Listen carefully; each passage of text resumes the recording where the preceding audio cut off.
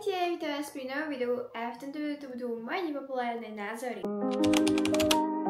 Trošku je také Q&A, pretože na mojom Instagrame som sa vás opýtala na tieto vaše nepopulárne názory, aby som ich ja vlastne mohla zhodnotiť, že aký mám na ne ja názor. Ale sú to aj nejaké otázky, takže to bude proste aj Q&A, proste také kecacie videjko. Odporúčam vám si zobrať niečo dobré k jedlu a k piťu. No a môžeme ísť na to. Odporúčam si to pustiť ako nejaký taký podcast, pretože nepotrebujete ma vidieť, ale samozrejme môžete. Takže poďme na to. Ako prvé, není tu zase až tak veľa.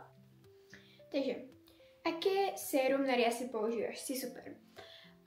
Ja už na riasy nepoužívam žiadne sérum, pretože už som to nejak prestala používať. Predtým som používala ricinový olej z Actionu a bol super, mega mi to pomohlo s riasami, pretože som ich mala potom oveľa silnejšie a aj dlhšie, aj objemnejšie, proste boli oveľa lepšie, takže to mi určite zlepšilo tie myhalnice. Ale neviem, nejak som to prestala používať a asi by som mala začať. Hejt na mačky, pretože sa túlajú. Ja celkovo nechápem hejt na mačky, pretože mačky sú reálne, že najlepšie zvieratá. Tak ako, ja chápem, že každý tu bude, že pes, tak akože, OK, a ja mám rada psy. Psov. Asi. Psov, áno, a ja mám rada psov. Ale tým, že ja mám mačku, tak ja mám s mačkami veľmi dobré skúsenosti. Ale zase chápem, že nie všetky mačky sú dobré. Hej? Úprimne, nie všetky mačky, ale tá naša je úplne super. Ja milujem na mačkách to, že nemusíš sa o ne nejak extra starať, proste nemusíš ich chodiť venčiť, nemusíš im dávať extrémnu pozornosť, akože tej našej áno. Ale proste ona je strašne cute. Proste príde za mnou, nejak v živote mňa nepoškrábala alebo nepohryzla nič, nikdy mi nič nespravila, proste môže s vami späť z posteli, môžete ju mojkať, proste ona je živý plišák. A to ja milujem. Ale je aj niekedy živá, že proste dá sa s ňou hrať a podobne. To ja milujem na mačkách, že proste sú také multifunkčné. Alebo ako to povedať. Tak ak by ste sa pýtali, prečo nenahrávam s mikrofónom, tak je to preto. Pretože vždycky, keď som sa snažila nahrávať toto videjko, by the way, už som ho nahrávala 3-krát a 3-krát sa mi to nepodarilo, takže snažím sa toto podarí. A proste vždycky nejde ten mikrofón, keď ho potrebujem. Ale proste nevadí, proste vydržíme to aj bez mikrofónu. OK, ako sa máš? Celkom fajn, až na to, že píšem dosť veľa písomiek. Ale ako, v pohode dá sa. Nepopulárny názov, Ninka je mega super. Ďakujem. Sophie Skalko sa zmenila k lepšiemu. Akože hej, podľa mňa v pohode, ja si občas pustím jej videá, proste v pohode. Ona je taký ten typ človeka, ktorý vyzerá namyslene, ale v realite není až taká podľa mňa namyslená. Podľa mňa aj o mne si veľa ľudí myslí, že som namyslená a pritom ja som od namyslenosti 100 km ďaleko, takže neviem. Lebo niektorí ľudia majú tak, že proste pôsobia, že sú namyslení, ale proste nie sú namyslení, takže ale áno, zlepšila sa logicky. Ale áno, zlepšila sa dosť. Na čo v škole nás učia veci, ktoré nám buď nebude treba, alebo je to až keď si vyberiem odbor. No, to ja tiež nechápem. Škola je podľa mňa veľmi dôležitá a tvorí to dosť veľkú časť nášho života. Ale niektoré veci sú tam fakt nepotrebné. Ale niektoré sú tam veľmi dôležité. Ale podľa mňa by určite mala byť lepšia, dajme tomu, angličtina, by sa mala viacej dbať na angličtinu, pretože angličtina je veľmi dôležitá. Matematika, tá slovenčina, akože hej, na mojej škole je to úplne super. Ja som spokojná s týmito predmetmi. Mám pocit, že naozaj, keď proste vyjdem z tej školy, tak budem aspoň niečo vedieť. Takže tak, a podľa mňa by sa škola mala viacej zamerať na také praktické veci, že by sme dáme tomu mohli mať aj nejakú hodinu dám tomu biznisu alebo podobne, pretože hej, nie všetci chceme byť, dám tomu, neviem, účtovník alebo ja neviem, robiť vo fabrike. Proste niekto chce mať aj ten svoj vlastný biznis a bolo by fajn, keby sa to naučil v škole. Hej, to by bolo fajn. Ale samozrejme chápem, že to potom ideš na takú školu, aby sa to naučil, ale aj na normálnej škole by, dajme tomu jeden ročník by mohol byť taký predmet, alebo jedna časť v matematike by mohla byť predmet, že biznis. Nejaké veci o tom a podobne, ale fakt akože v škole sa učíme dosť nepodstatné veci, ale aj podstatné. Takže je to také 50-50. Sol de Janeiro 68 není cítiť. Hej, ono je to dosť také light, by som povedala. Tiež to mám pocit, že to není cítiť, ale nie to vonia jak dezinfekcia, proste úplne. Neviem, ja som si nenašla zatiaľ cestu k 68. Zatiaľ nie. Koľkatku máš iPhone 13. Názor na tvojich fans. Tak môj názor na mojich fanúšikov je taký, že vám neskutočne ďakujem, že pozriete moje videá, že ma podporujete a je to fakt super. Fakt mojim fanúšikom mám veľmi rada, pretože bez nich by som nebola tam, kde som, čo sa týka sociálnych sietí. I keď moje nie sú priority, aby som sa, akože aby som sa niekam dostala na sociálnych sieťach, ale proste pre mňa už je úspech to, že vôbec natáčam na sociálne siete, pretože ja to nerobím kvôli ničomu inému, len kvôli tomu, že ma to proste baví. Nerobím to ani kvôli views, alebo aby som bola, neviem, aká slávna, to mi je úplne že jedno. Ani proste nie som, že by som to potrebovala nejak k životu, len proste robím to, čo ma baví a natáčanie ma strašne baví, takže to je tak. Ahoj Nike, ja by som chcela vedieť, že ako sa používa ten Deo Crystal od Balea. Kúpila som si a nejde mi to. Ja už ho dosť nepoužívam, pretože neviem, už som nejak prestala používať, ale pritom je to super, ja neviem ani prečo som to prestala používať. Ale odkedy je zima, tak už som to nepoužila. Ale používa sa to tak, že normálne zoberiete ten Deo Crystal, dáte to pod vodu, necháte to tam držať a potom si to už dáte tam, kde chcete. Takže tak sa to nejak používa. Aký máš názor na kombinovanie zlata a striebra? Záleží kedy. Keď je to tak, že máš nejaký opasok a má tam takýto reálne, že zlatý detail a ostatne máš striebro, proste je mi to totálne jedno. Ale akože niekedy to môže vyznieť zle, keď to kombinuješ, že už je to fakt, to kričí do tváre, že kombinuješ to.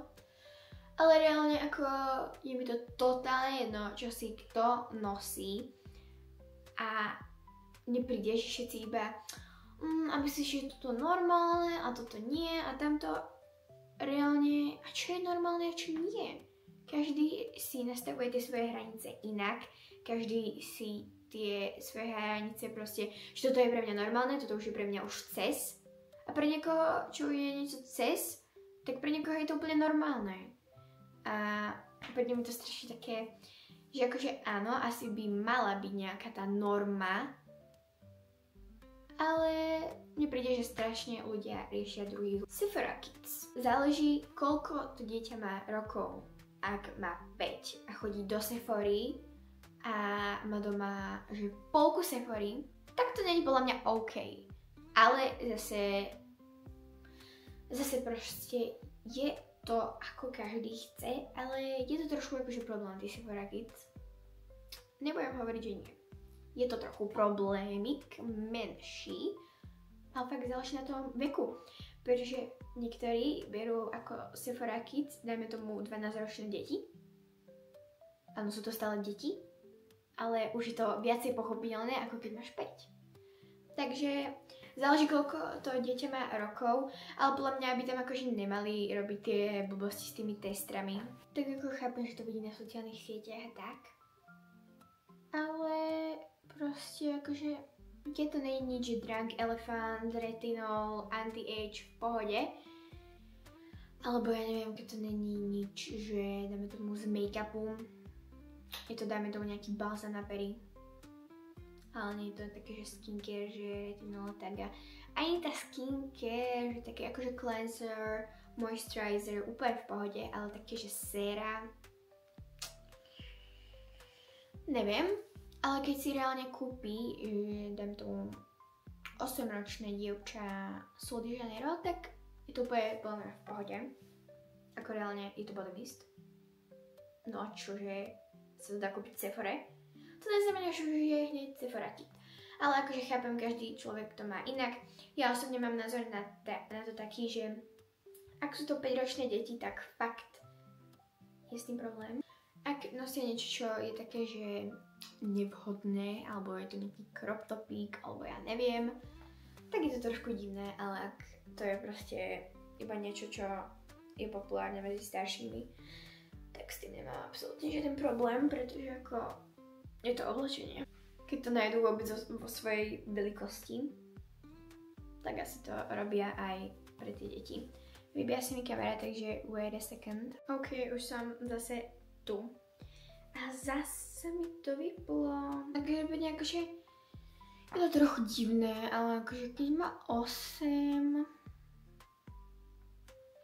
Ja toto vôbec neviem akože posudzovať, čo je OK a čo nie. Pretože aj ja vždycky som si opýtať, dám tomu maminy, keď vidím nejaký kus oblečenia, že dáme tomu, že je toto v pohode, si dá toto do školy a ona mi vždycky povie áno, nie, pretože ja to fakt neviem odhadnúť. Si dosť pick me a Sephora kit.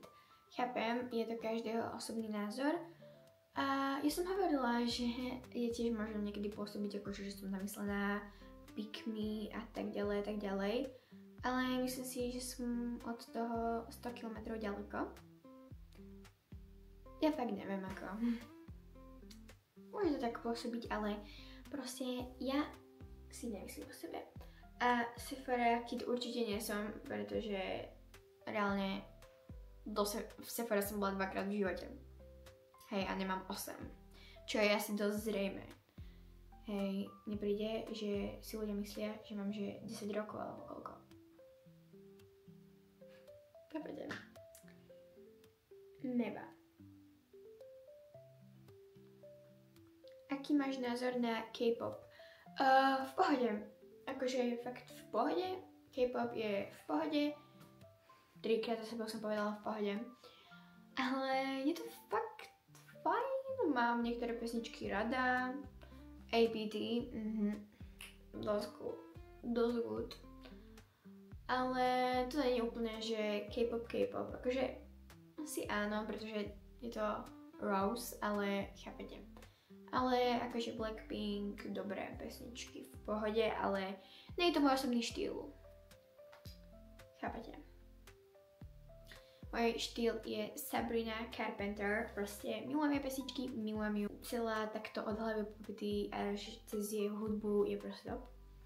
A moja obľúbená pesnička je teraz Timeless od The Weeknda. To má tiež super pesničky. Takže tak. A na nás na pizzu.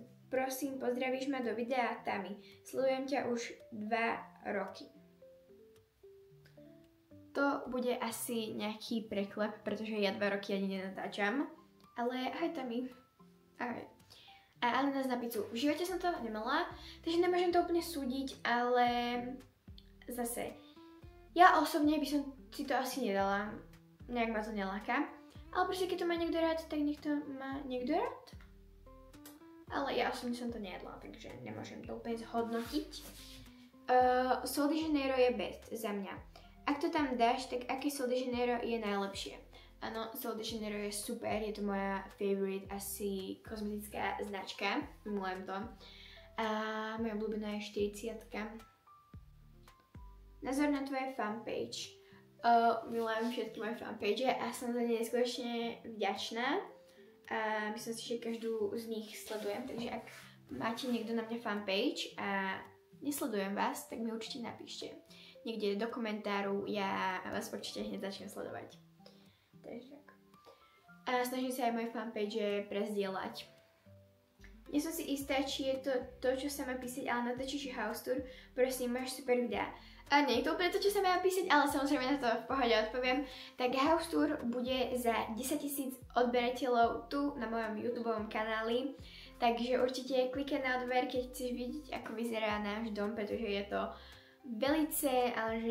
velice očakávané videjko a chcela by som to dať ako špeciál za tých práve 10 000, takže určite klikaj na odber. Názory na outfity z Grammys. Tieto veci sú velice populárne, že hodnotenie týchto Grammys outfitov. Ja som tiež rozmýšľala, že budem toto videjko točiť, ale ja budem točiť videjko hodnotím outfity, ale z Met Gala 2025. Ale poďme sa pozrieť na Grammys 2020 outfits. OK. Dám si zdieľať obrazovku, aby som vám to sem potom mohla dať. Takže ako prvé, zhodnotíme si tak 10 outfitov, dáme tomu. Ako prvé tu mám Charli XCX a dosť pekný outfit. Páči sa mi, že je to také streetwearovo, neviem, páči sa mi tá silueta, jak je tam ten korzet a hore je to také frufru. Ale tieto pánky nie sú k tomu moje obľúbené. No, tieto pánky not my favorite. Ale inak akože dosť good, dala by som tak šatom 90 a takto celkovému outfitu 8. Ďalšiu tu máme Taylor Swift a mala veľmi také jednoduché červené šaty, ale veľmi sa mi páči, jak sú vlastne akože ušité a jak to sedelo na Taylor postave. Má takéto náušnice, v pohode, akože v pohode. Všetko to také červené, príde mi to také akože nie že basic, pretože akože nie je to basic, ale nie je to nič, že wow, cool, extrémny outfit. Je to také proste pekné. 8,2 z 10. Ďalšiu tu máme Sabrinu. K nej sa ešte dostaneme. Takže máme tu Sabrinku a tá mala takéto baby blue šaty. Akože v pohode, ale ako v pohode, páči sa mi mega tá farba, ale nepáči sa mi, jak to je proste túto u pásu, tiež tie potom, jak sa povie, peria. Vrch je v pohode, jak sú tam tie perly, toto dobre. Ale viacej by sa mi to páčilo, keby to bolo bez toho v strede. Tady by to bolo super, ale takto by som dala takých 8,1. Páči sa mi to. Máme tu Lady Gaga a tento outfit je taký dark, chápeme sa. Takže ten je taký dark, ale tiež to je v pohode, ale som vôbec žiadny nejaký hodnotič. Páči 7 z 10. OK, teraz tu máme taký Chapel Row. Asi. I don't know. Ale tento je taký zaujímavý outfit, ale nemôžem povedať, že sa mi nepáči. Je dosť v pohode. Ale nepáčia sa mi tu tie čierne ramienka. Keby tu tie čierne ramienka neboli a boli by tam, dajme tomu, modré, tak by to bolo 100-krát lepšie, pretože tá čierna sa tam k tomu vôbec nehodí. Ako... Ne. Topánky nie sú moc vidno, ale asi nejaké žlté. Ups, tak teraz som to 8. Ďalšiu tu máme Miley Cyrus a to mi príde dosť také akože basic, nič extra, čierne takéto prepletané šaty v pohode ale nič extra, 7,5 z 10, fakt, nič extra. OK, vôbec túto pani nepoznám, Janelle Monáe, I don't know, a má takýto zaujímavý outfitík. Vyzerá to ako pilotka v lietadle, ale je to zaujímavé a ľúbi sa mi to 8 z 10. Potom tu máme Cynthia Erivo. Nepáčia sa mi vôbec tie nechty dlhé, to fakt nie som fanka toho. A ten fit tiež nič moc. Ako nie je to moje obľúbené, takže 7. OK, Doechii. Asi sa to tak hovorí, sorry ak to hovorím zle. A toto sa mi veľmi páči, je to veľmi zaujímavé a veľmi pekné. Dosť cool. 8,5 z 10. Billie Eilish. No, v pohode. Ale tak ako je to moje osobné a mne sa to až tak nepáči, tak 7,5. Potom tu máme Cardi B. Takéto dosť zaujímavé šaty. 8 z 10. Olivia Rodrigo. Zase basic, jak Miley Cyrus. Len materiál bude iný. Podľa mňa tie Miley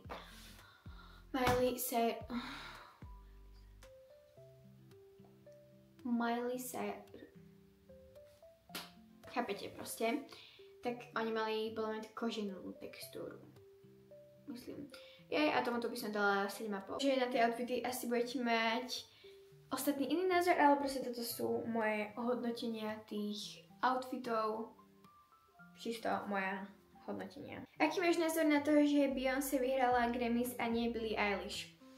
Názor mám na to taký, že asi by to mala vyhrať skôr Billie, ale takže aj ten Cowboy Carter není, že by to bolo že najhoršie album. Je to v pohode, ale Billie má podľa mňa o mnoho lepší outfit.